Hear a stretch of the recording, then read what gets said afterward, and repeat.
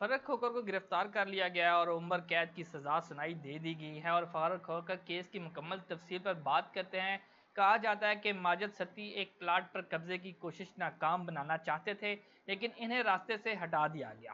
آج 4 برس بعد اس کیس کا فیصلہ آیا اور مرکزی ملزم اور رہنما جمعیت علماء اسلام فرق کھوکر کو عمر قید کی سزا سنائی گئی ہے۔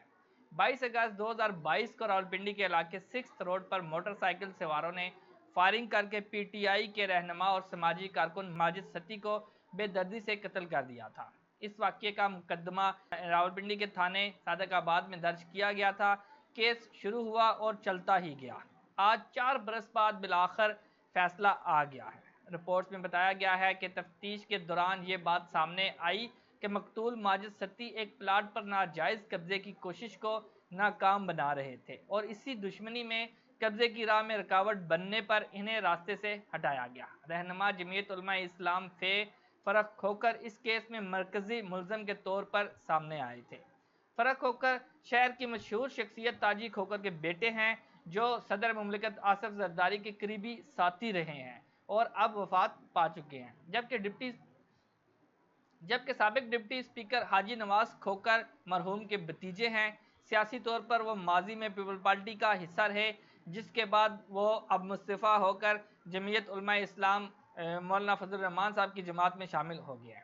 انہیں ماضی میں زمینوں پر مبینہ قبضوں کے حوالے سے بھی جانا جاتا ہے۔ جنوری 2023 میں اسی کیس کے سلسلے میں فرق کھوکر کو گرفتار کیا گیا تھا۔ سول جج جوڈیشل مجسٹریٹ حالت حیات نے ان کے جسمانی ریمانڈ میں 3 روز کی مزید توسیع کرتے ہوئے انہیں 19 جنوری تک پولیس کی تحویل میں دے دیا تھا اور طبی معائنے کی استدعا بھی منظور کی تھی۔ لاہور ہائی کورٹ کے راولپنڈی بینچ کے جسٹس چودھری عبدالعزیز نے ماتحت عدالت سے منظوری کی گئی ان کی ضمانت منسوخ کر دی، جس کے بعد انہیں کمرہ عدالت میں ہتھکڑیاں لگا کر سخت سیکورٹی میں بختر بند گاڑی میں لے جایا گیا۔ سول جج خالد حیات نے انہیں جسمانی ریمانڈ کے بعد جوڈیشل ریمانڈ پر بھیج دیا۔ تفتیشی افسران نے عدالت کو بتایا کہ ملزم کے زیر استعمال مطلوبہ موبائل برآمد ہو چکا ہے اور مزید جسمانی ریمانڈ کی ضرورت نہیں۔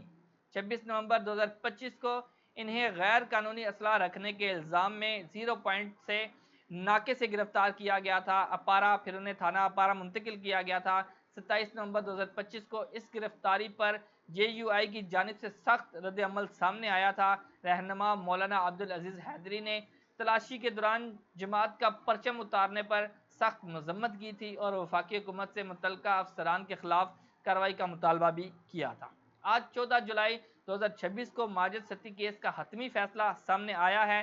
راولپنڈی کی مقامی سیشن عدالت میں ڈسٹرکٹ اینڈ سیشن جج افشاں اعجاز صافی نے جوڈیشل کمپلیکس میں فیصلہ سنایا۔ مرکزی ملزم اور رہنما جمعیت علماء اسلام فرق کھوکر کے علاوہ ملزم امیر حمزہ اور ملزم حیدر نواز کو بھی عمر قید اور فی کس 10 لاکھ روپے جرمانے کی سزا سنائی گئی ہے۔ ایک اور نامزد ملزم وسیم کو شک کا فائدہ دیتے ہوئے بری کر دیا گیا ہے۔ فیصلے کے فوراً بعد فرق کھوکر کو کمرہ عدالت سے ہی گرفتار کر کے ہتھکڑیاں لگا دی گئیں۔ تمام مجرموں کو سخت سیکورٹی حصار میں اڈالہ جیل منتقل کر دیا گیا۔ عدالت نے اپنے تفصیلی فیصلے میں واضح کیا کہ انصاف کی فراہمی کے لیے تمام شواہد اور گواہوں کے بیانات کو قانون کے مطابق پرکھا گیا ہے، جس سے یہ ثابت ہوا کہ قتل کی سازش کے پیچھے فرق کھوکر اور ان کے ساتھیوں کا بھی ہاتھ تھا۔ اس فیصلے پر مقتول ماجد ستی کے لواحقین اور وکلاء نے اطمینان کا اظہار کیا۔ اس کیس کے حوالے سے جو مزید اپڈیٹ آئے گی وہ انشاءاللہ آپ کے ساتھ شیئر کرتے رہیں گے۔ مجھے دیجیے گا اجازت، اگلے پروگرام میں ملیں گے۔ اللہ حافظ۔